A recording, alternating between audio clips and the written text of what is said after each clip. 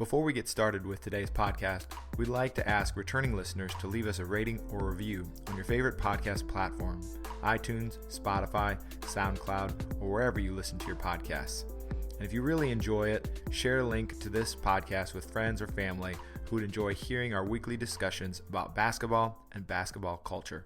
Now, on to the show. Again, isn't it amazing when Michigan can keep this game to a 19-foot, 9-inch game inside that three-point line? It's all theirs.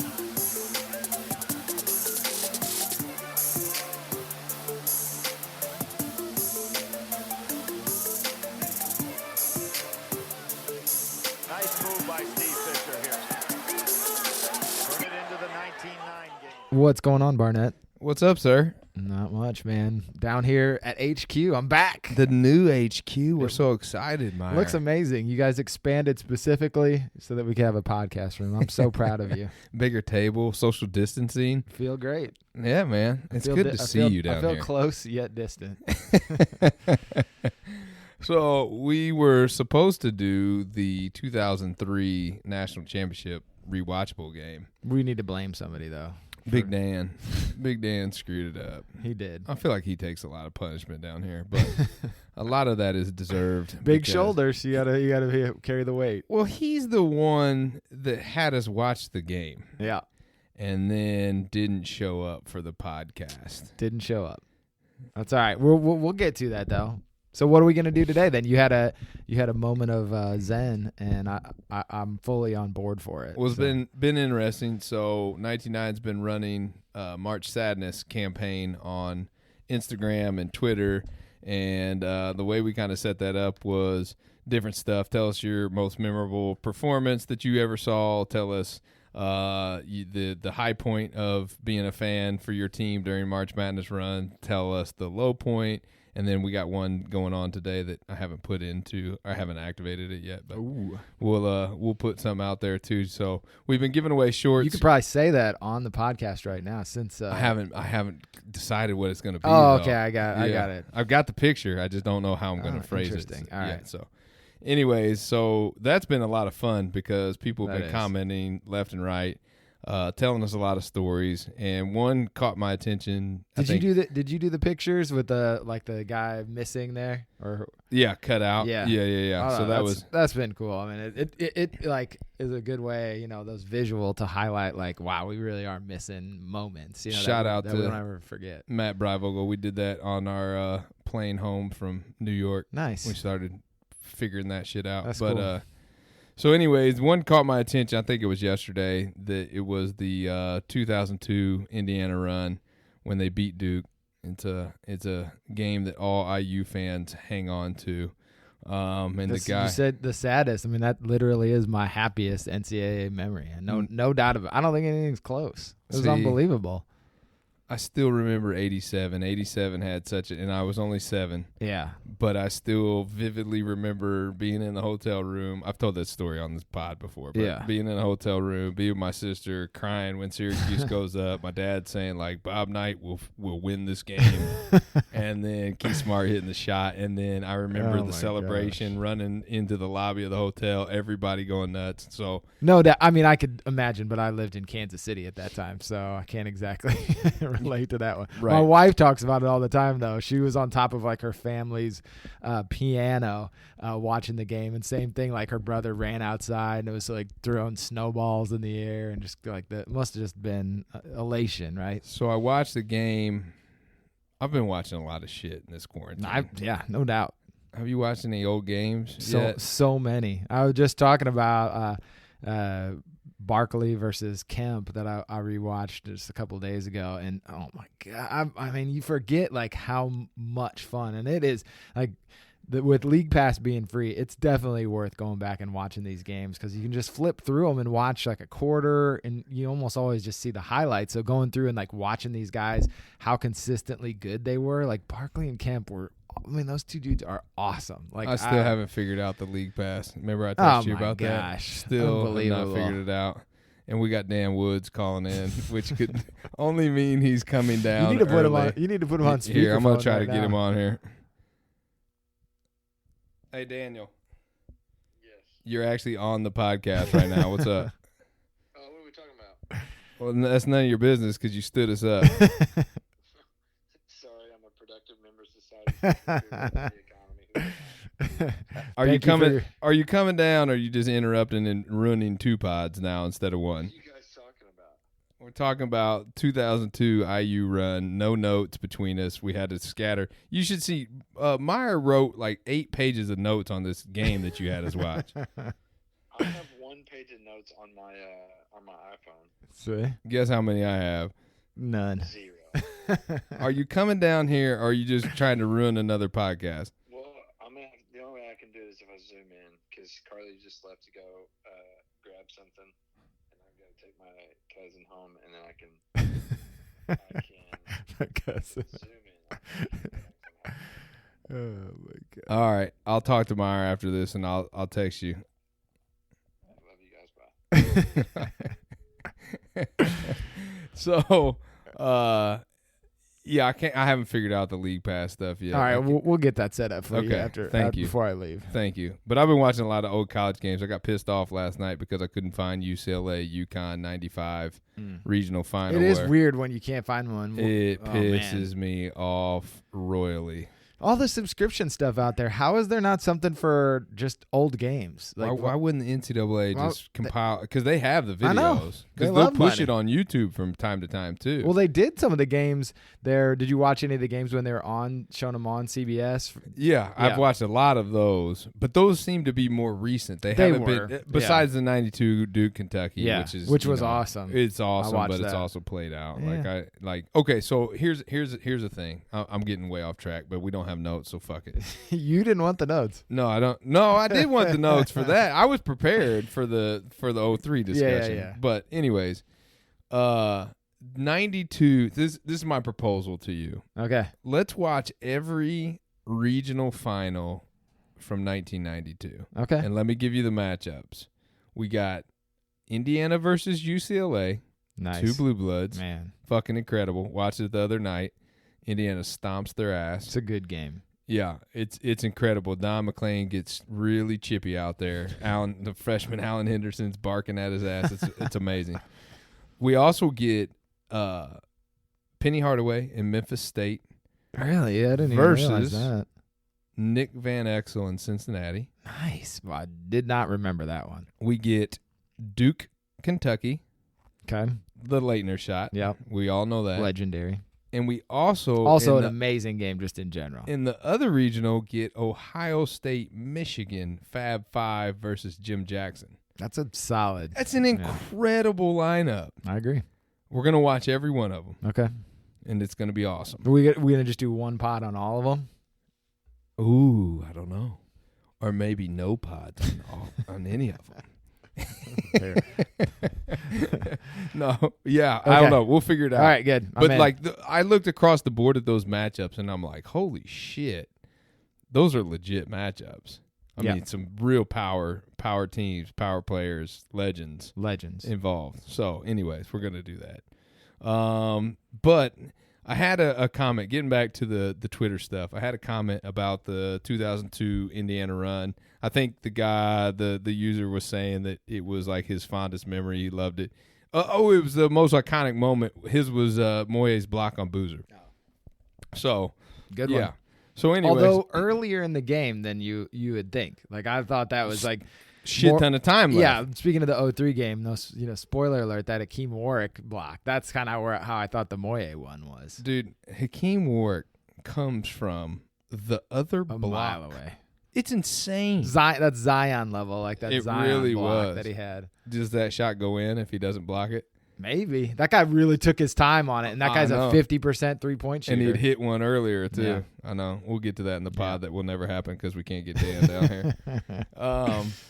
But that Moye block, I think there's still like 7.5 minutes left in the game when he blocks. I mean, I don't know. I haven't watched it in forever. It was a momentum changer, Huge momentum changer. Yep.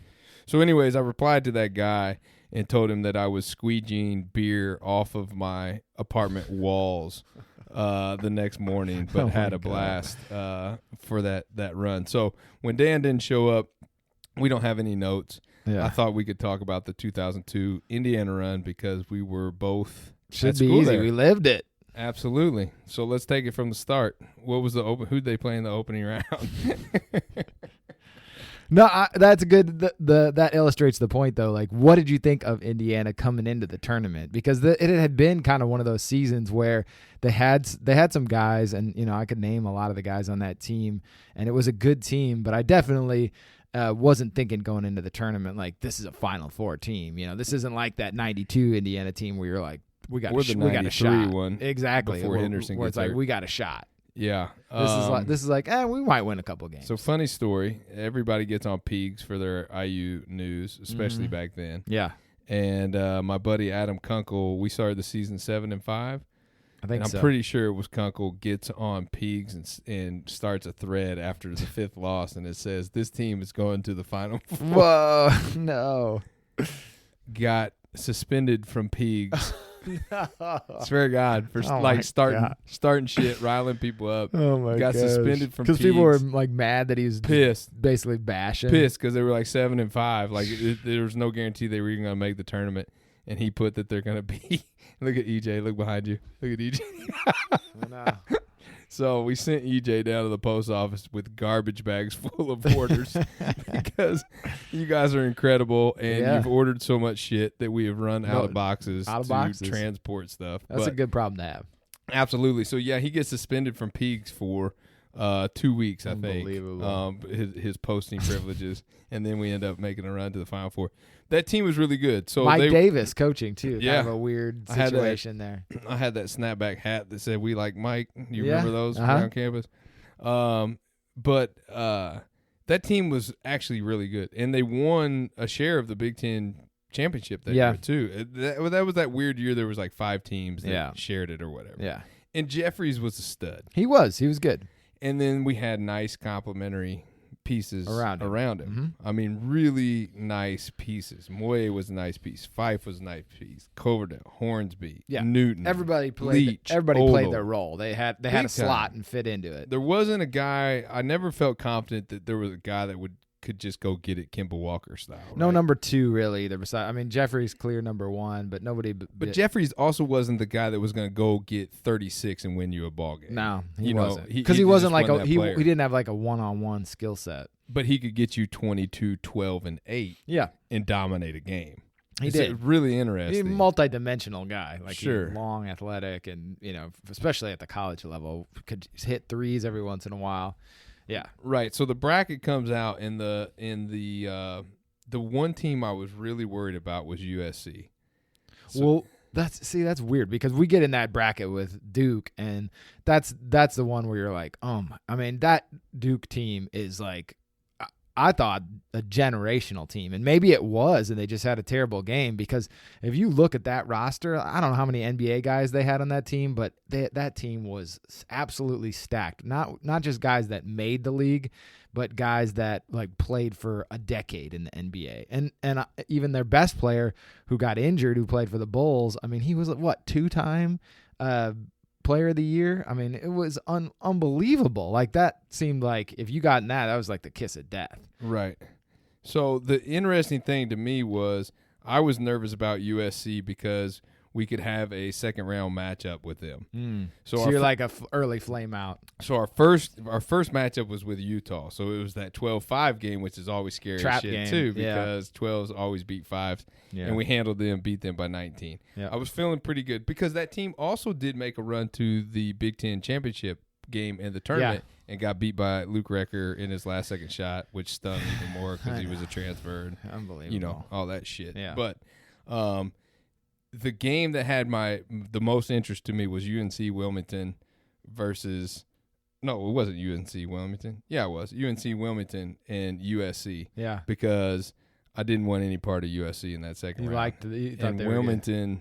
Yeah, they had Sam Clancy and they were athletic and they just scared me. Bad matchup. Sometimes that's what happens in the tournament. You got to get lucky. Exactly. Yeah. And so they get upset 93-89 by UNC Wilmington. And so now we just have to beat a 13 seed to go to the Sweet 16. Fair enough. And then that's when you start thinking like, okay, well, shit, Duke's in the bracket. That's when I started looking ahead to Duke. God. Like, well, Sweet Sweet 16 16 we had a would be good run. great. Hey, would we be great. made it to the Sweet 16. Right, exactly. It'd be great. So we beat UNC Wilmington's ass. Yeah. Really not beat their ass, but we won by 9 points. It was good enough. And then Yeah. it sets up the matchup with Duke in the Sweet 16 that Where'd you remembers. watch that at? That's the one you watched at. So the first 2 games we were on spring break. Yep. So that was the start of our spring break. So I watched it down in my grandparents' condo down in Florida with Nice. some of my buddies that were down there too. So we watched both those games down there, watched the USC game down there, and then I don't remember much after that. But I remember wanting to get back to IU badly to watch Sweet 16 and on, because it actually crosses 2 breaks, because you had and it might not have been official, but spring break, but then you had Easter. Easter weekend was Final Four weekend too that we'll year. We'll get to that later. Yeah, exactly. So there was 2 like hiccups. Yeah. And I just wanted to be at IU for all of it, Yeah. you know. And then so Duke happened. We had a party. I lived in Matlock. We had a party. We spliced the cable. Remember when you have to used to like splice the cable and shit?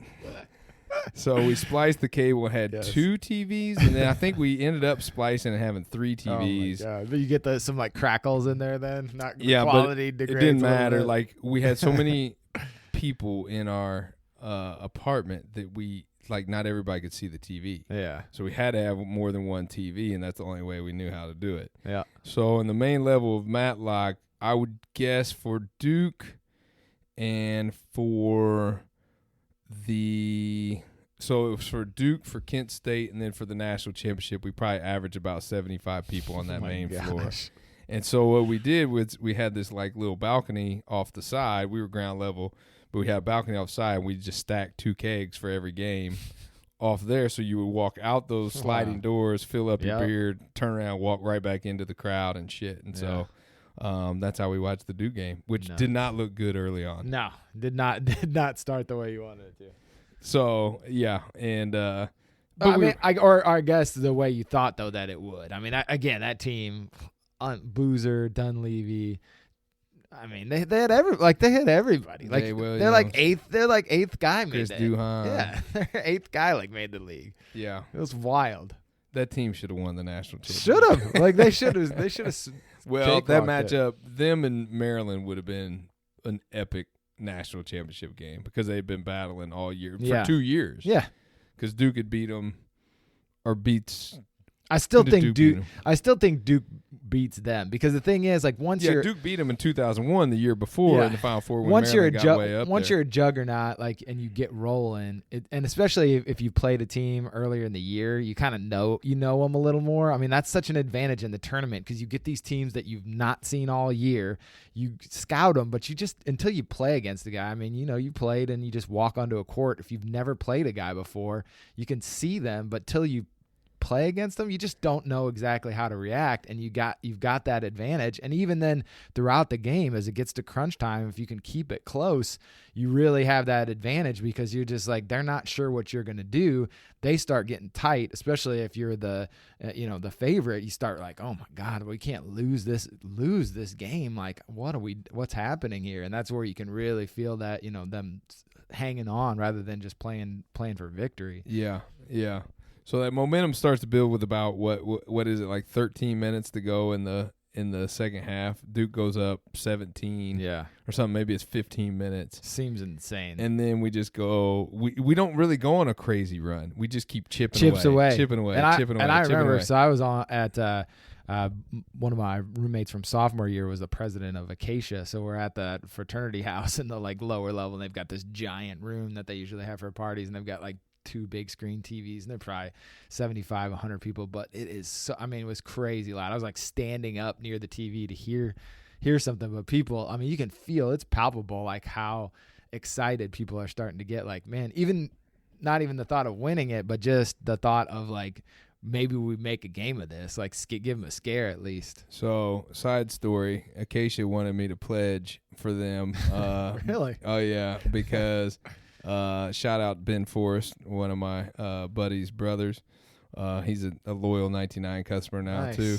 But he was part of Acacia, and he picked me and Sam up to go play ball with him like the first week that we were at IU. Nice. And I fucking murdered those dudes. And so then they were like, Andy Fagan's the guy's name, was like, man, we need you to come join Acacia so you can bust people's asses playing basketball. He's a high school coach in the Indy area now. And I was like, look, I'd like to do that. I like it here. You guys are nice. This is fun, but I can't do any of the pledge shit. Yeah, like I'm like if you're gonna fast track me through this shit, like I'm cool, 100% all in. That didn't go over. They don't do that. No, they don't do that. They don't do that. I overvalue myself. I played my hand. I played my hand. Then they were like, yeah, we can't do that. I'm like, all right. And you know what else?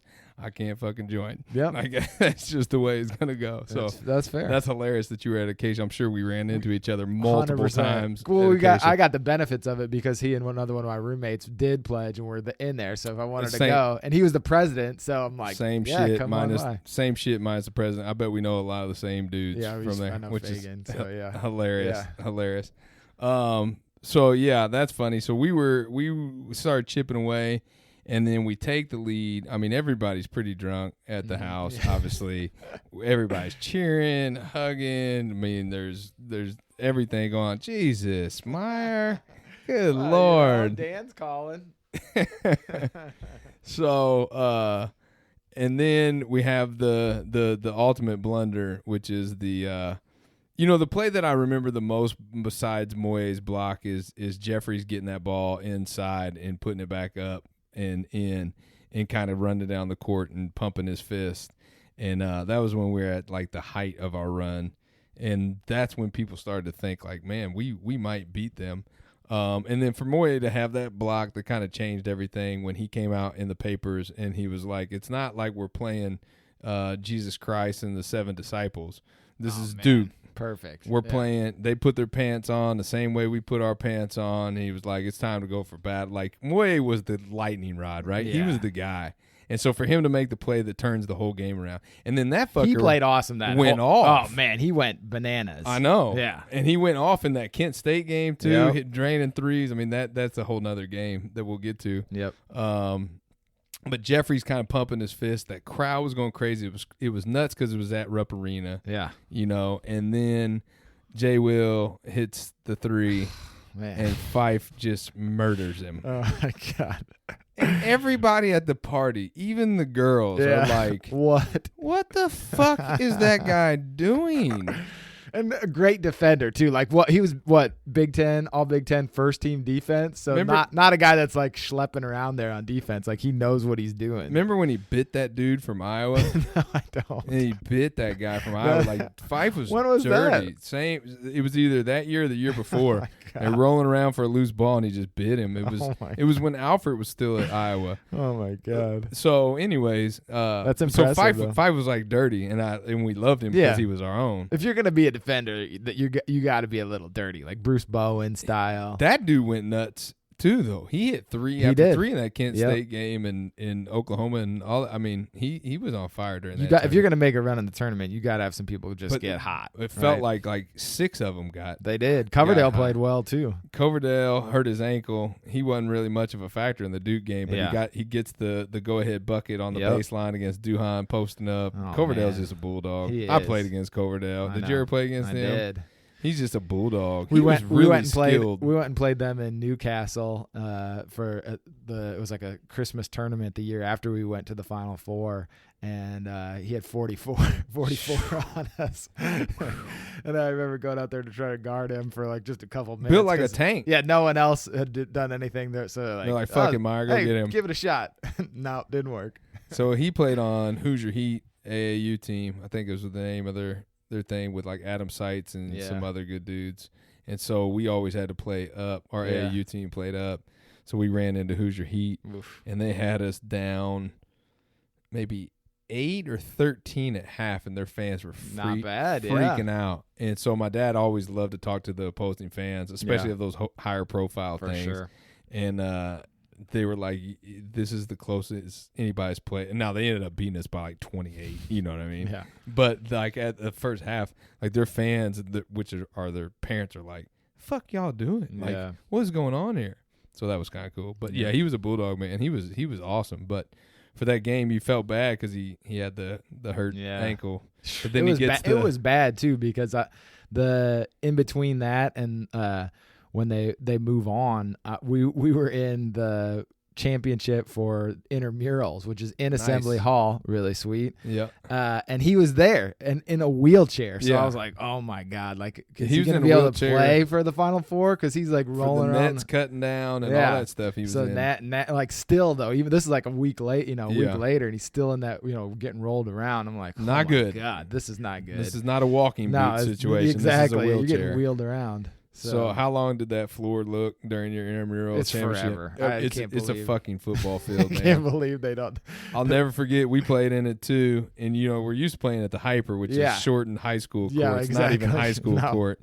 And so my buddy Lenny tapped me on the shoulder. I think I've told this story on this before, but he tapped my shoulder, and I'm like, "What's up?" And he was like, "Have you looked at where the other goal is yet?" I know. and I'm like, "No." He goes, "Turn around." Yeah. And turn around, look, and I'm like, "Oh shit." I always wonder why in the NBA like celebrity game they don't like roll out different lines for them and move the back because it looks so dumb when they're like bringing the ball up. Some of these celebrities like dribbling up the court. I'm like, what are we doing here? Like we need this you guy need on camera for 4 dribbles. Yeah, exactly. max. Like we do not need a 20 dribble to half court. That's hilarious. Yeah. Yeah. So, anyways, I don't even know where we were in the game. Finishing up the Duke game. But basically. so five runs into him, and Mike Davis loses it on the sideline. Loses it. Everybody in the party, mostly the dudes, look at me and they're like, "How good of a foul shooter is Jason Williams?" Yeah. Because they knew that I love Duke. I watched all the Duke games, Yeah. all that stuff. I mean, I loved IU more, but Yeah. Duke was definitely They're worth watching. Like it was like for Zion. sure. Like Same you're gonna thing. watch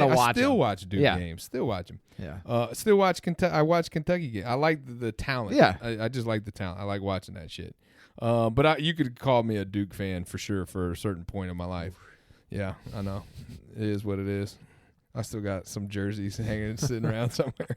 We're not gonna get sidetracked by that. No, they turned Some other around time. and they're like, "How good is he?" And I was like, "He's fucking horrible." And I was like, "He's an amazing player, a great shooter. He's got some got the mental yips." thing." And I told him, I'm like, Yep. "He won't make it." Yeah. And I was like, "I'm just telling you guys, he's not gonna make that free Yeah. throw." And so he misses. But what gets lost is Jeffrey slaps the shit out of Boozer. Mugs him. I mean, just slaps him straight in the face, like Yeah. straight across the face. And it's almost funny, like when Boozer misses the putback, Yeah. everybody goes nuts, but Jeffries is kind of like spooked. Like, did anybody see that? Did anybody see that shit? I just smacked that guy in the face. You know what I mean? Yeah. And so then it became bedlam. So I was standing on one of the couches so I could see over people to see the free throw and the play. And so I had just filled up, had 2 full beers, double fisting, and Nick Baumgart, my buddy who does some writing for Pigs and everybody else, I can't remember who he's with now, he turns and looks at me with just the biggest smile on his face, like, we did it. And I just take both beers and just dump them straight on his head. He looks at me without even hesitating, doesn't lose the smile, my God. takes his 2 beers, throws them in my face, and the next thing you know, it is a beer throwing party in the middle of our living room where everybody is like running to fill up to come back in and dump more beer on somebody. Gosh. This place is fucking trash, dude. By the end, my God. we all take off running into Matlock. Everybody's hugging, Yeah. going nuts after the beer gets thrown Yeah. everywhere. Felt like we It's a won the great national night. championship, right? It's a great night. Yeah, we sprinted down to Kirkwood, and it was Bedlam. It just bedlam. We The did the street same thing. shut down. People were climbing on the light posts, and we went into one of the bars. And I mean, it was sort of the same thing. People are throwing drinks, buying bottles of champagne, and just spraying them. I mean, it really seemed like the national championship game. I mean, Nobody cared about the next game. Did It not was- care. Like this is like who cares? It was This awesome. is And it. Kent State had beat us the year before Yeah. in the tournament, And we're too. good. And we're a good really team. good. Yeah. Antonio Gates Yep. was on that team. Yeah, so we ran. We ended up at Showalter Fountain. And we were Nice. just like swimming in Yeah. Showalter Fountain and stuff. And Makes so sense. everybody from that party, like I said, probably 55, 60 deep at that point, took off, ran. Everybody went opposite directions, so Yeah. nobody was together. So we were all like by ourselves. I think I was with Russell, my buddy Yeah. Russell. So Russell had a girl on his shoulders who was flashing everybody. Oh, my God. We were swimming in Showalter Fountain. And Lenny somehow found everybody. So Lenny had raided our refrigerator before he left. He's our New Jersey buddy. Great dude. Fiamingo, the man. So he had raided our refrigerator and stocked his jacket with beers. Oh, my So, gosh, like, wherever he sure. was running to, he had beer. Well, he would just pop up out of nowhere and give you a beer. So we were just down there just popping beers, drinking my and gosh. shit while this whole thing was celebrating. And then we get back home and everybody kind of fills back in. Yeah. Our couches are soaked. There's beer dripping from the ceiling. Yeah. Running down the wall. Nobody cares. We don't give a shit. Nah. And as we all kind of reconvene the next morning, it's Lenny had seen everybody had seen Lenny. They're Somehow had like seen him. everybody was tell their story, and at some point they'd be like, and then Lenny popped up and gave me a beer. Like, and ran I'm a that guy must have been running a marathon. We're like, wait, you saw Lenny and he gave you a beer too? Like How's that possible? I don't know. He had But- GPS before GPS. So yeah, so Lenny was the only one that could find any of us down there, Awesome. but he hit all of us. So good night, man. Yeah. Great night. What about that Kent State game then? I don't remember much about it. I think I feel the same way. Like it wasn't a letdown, but just because it did feel like we were gonna win that game going into it. Like I agree, but it was such a buzzsaw from the jump. Yeah. The threes were just raining, right? raining Yeah. down, and so there was never a doubt, really, Yeah. and there was never that I remember. There was never a time where it was like, uh-oh, this is getting tight now. Right. I don't remember that No. at all. But it did seem like this, like the ending still was the kind of, it wasn't as high a peak as the Duke game, but definitely was like that exultation. Like, Right. holy cow, we're going to the Final Four. And then that's when you just stopped going to class. You watched Yeah. Sports Center nonstop, Pardon the Interruption Yeah. nonstop. Like I literally didn't go to one class from the start of the tournament until the end of the tournament, extending past the day after the national championship because I was too hungover to go to class the next day. I might even extended it through the month of April after that. I really wasn't a class goer, man. But no, I know that we had a party for Kent State. Yeah. We did the same way as we did with Duke because now it was a tradition. Well, now you kind of got to too because have there's to. some You like can't- mojo It's a and superstition now. superstition. Yep.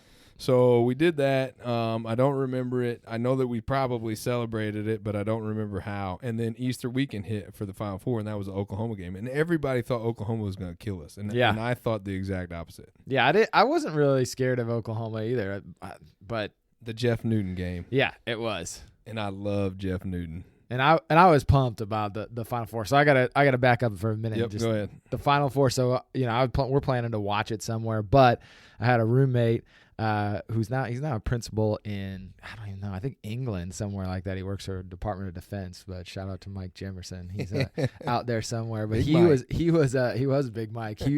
He would always get into like different things, but his senior year he was into cheerleading, so got himself on the IU cheerleading squad. Yes. He calls us and he's like, "Hey, I got 2 tickets to the Final Four.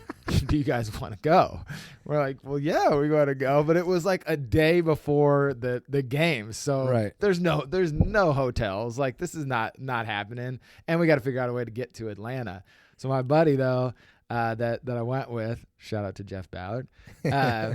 He's just like, we're just gonna go. So we just got in the car, drove, slept in his Jeep, in some parking garage in Atlanta. Took a shower in a truck stop. First for everything. Hey, you gotta get clean for that Final Four, and showed up for that first Final Four game. But we were pumped. We were not great seats, but I was wondering how good those seats yeah, were. it didn't matter. They were free, and we were in the building, and it was about just being a part of this now because this had been like a turn from like a trickle to a river. We're just so pumped about where they're headed. It felt like they might actually win everything at that point. So we came back. We didn't go home for Easter. So there was a core group of maybe 6 or 8 of us. So we didn't have the big party anymore, but we still got the keg or 2. Yeah. And it was the 6. it was a 6 keg. of you. And there were 6 of us, and we were like, all day, Uh, we're not leaving until this keg is gone gotta and figure it IU out. They gotta is in win. the national championship. And we had a great time because the campus was kind of dead because I'm sure. most people Most went people back did. for Yeah. Easter or went to went. the game. Yeah. So, but we couldn't break that mojo and stuff. So Yeah. we had a great time watching that game. I bet. And Newton going off. Newton was like everybody's favorite player because He was just, like, he cool was as awesome. shit. I know. Yeah. Super cool guy. He was He's good, always dude. sleepy. Was he in Always I think he was always high. Was he an ed school student? I don't- always see him in the ed school. I don't know. It'd be awesome. He had an amazing career overseas. You I know bet. that, right? Well, I mean, he seemed like a guy that, like, if he had wanted to be a pro, like even an NBA pro, he probably could have got there. Like, I just don't know if he was maybe missing that like, I don't know. It was interesting. Had to have been close though, because certainly body type, he had the length. Oh, for sure. And at least the start of the skill set to be really good in the NBA, because he could shoot a little, dribble a little. He dominated athletic. that Oklahoma game, but then you saw the difference between him and like a Chris Wilcox in the national Yeah. championship, and then like you knew that Wilcox was a lottery pick. Right. You know what I mean? It Well, was just and like I'm not thinking like lottery pick, but I mean, imagine if he could have had a 3-point shot or something yeah, like that, for or sure. just turned himself into Bruce Bowen or somebody. Yeah. You know what I mean? Like, he could have been a guy like that if he had. That's where that mentality comes I remember I in. went to Midnight Madness my first year there. So no, his first year there I think was my sophomore year. Yeah. It was Knights last year, which was my freshman year. I think Yep. it was Knights last year. But anyways, Sophomore year would have been. Newton sophomore year he got fired. Yeah. He got fired before the year started. Yeah, so so September freshman of year. sophomore year. Got it. So Newton showed up to that Midnight Madness with cornrows. Yeah. And I was like, yep, instant favorite. 100% that's my guy. Oh my gosh. Loved him. So we dismantle. I still dislike Newton sometimes, because my wife tells a story that she danced with him and Jared Jeffries at one point. What was the? It was. Why did you make the dance with quotation marks when you just said that? Because no way. I just can't. Even that much just makes me gets my goat. Oh man, I wish they because would I have wanted danced to with my be wife. because I wanted to be an IU basketball player. yeah, but, for sure. For just sure. not. So they go to the national championship game. It's interesting because it's Kelvin Sampson's Oklahoma team. And Yeah, then Sampson that's right. replaces Davis, few short years after that. Yeah. We got tickets. What did you guys? So what did you guys do when, as soon as that game ends and we're in the national championship? Take me from there. Oh well, we sat around because you get the tickets for both games. So we watched. We were the first game then. I don't know. I can't even remember now. That's a good question. It seems right. But whenever the I Kansas, feel like it was in the afternoon. Yeah, whenever the Kansas fans lost, man, they were out quick, and we could have had our pick of tickets. We had not this shit. We again. had much better seats for the national championship game. Right. I love the pictures from there. Like, we're, because I'm sure Kansas fans were assuming they were in. They weren't like IU fans that like, well, maybe we'll get in. Right. They're like booking it to the national championship game. I think they thought they were going to beat Maryland, and we got like not floor level, but we were on the main level and not that far up for those. And they're just like, yeah, face value.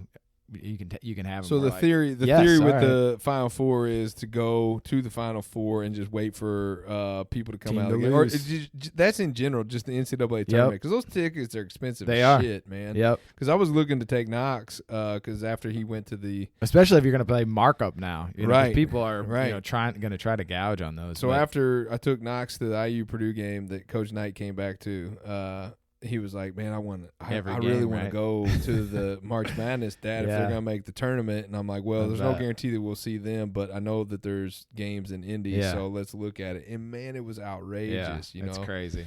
So But the pro tip is to wait till teams Well, lose. especially the national championship is that kind of special situation too, because it's like not the next day. Like, so you got Sunday, which was Easter Sunday, and then it's that Oh, that's Monday. right. So Yep.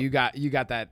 Everybody wants out. If your Everybody if your wants team into the loses, Final Four, but the national championship is more select. It's not nearly probably as corporate, although there's a lot of corporate. You got to be tickets, die hard to like stay Easter Sunday and then go that Monday. So we did get a hotel. We got a hotel room too. Nice. That Easter Sunday, and then just laid low and Saturday. I don't even remember what we did, but just probably watched all the nothingness. pregame We hype did. and stuff. Yeah, watch stuff like that, and we're just got ourselves pumped up. Now, for did the you next guys night. go to like the Final Four fan zone? Oh and yeah, any of that yeah. stuff? Checked all that stuff out. Yeah. of So we course. went to that in 2000 when it was in Indy. Me and Wes and his girlfriend at the time, Kristen.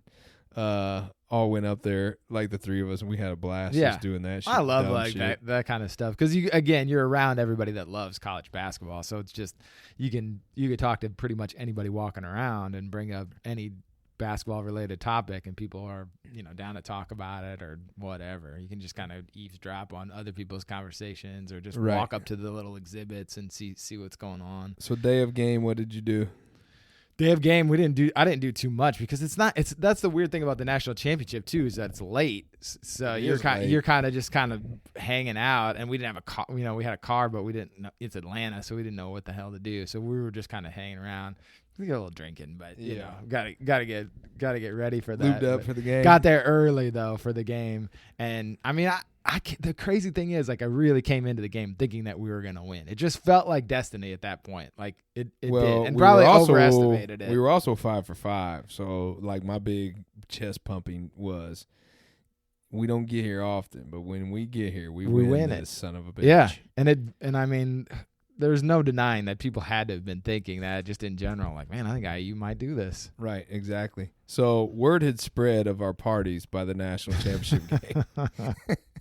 And people so did people come back from Easter? Dude, people traveled from Evansville up, from Indianapolis, down, Lord. and from lands between. They came from Mordor. National championship party probably had about 125 people. Wow. I mean, this thing got. Those Matlock apartments are not meant for that and number. it got like to where it was like fringe acquaintances and some people you didn't trust like in there. God. Yeah, it got wild. Like the national championship sucked, man, because we weren't playing very good. We kept it close there for a while, but then you start to see the trends of the game if you understood basketball, and you were like, "Fuck, I don't think we're gonna win." Everything that had lucked out for us just wasn't happening in the championship game. I mean, we needed someone like a Moye, a Fife to just get on fire. Pretty boring national championship and game. They usually are. Like, that's the thing about national championships, is that they're in those big domes. It's just a weird place to shoot. Like the thing that had carried us was that we had some random guys get hot, and then just there was a stretch, but the games in general lately have been pretty good. The national championships, really good actually. They've been good games, but I don't know. But there was that stretch. The shooting's been good. The second Butler one was god awful. It was like 52 to 51. 51. But that was the style. Like if you knew the teams, you knew it was going to be played out that way, and whatever. It was awful. The IU Maryland game was pretty damn bad too. But they were just better, and it was one of those games where, if you've got a team, probably kind of you bring it back to your AAU experience, is like, even though you're close, like the other team's just better. Like you're just waiting for that time to be like, God, we just can't do it. It's one of those games, can't get over the hump. Juan Dixon hitting shots.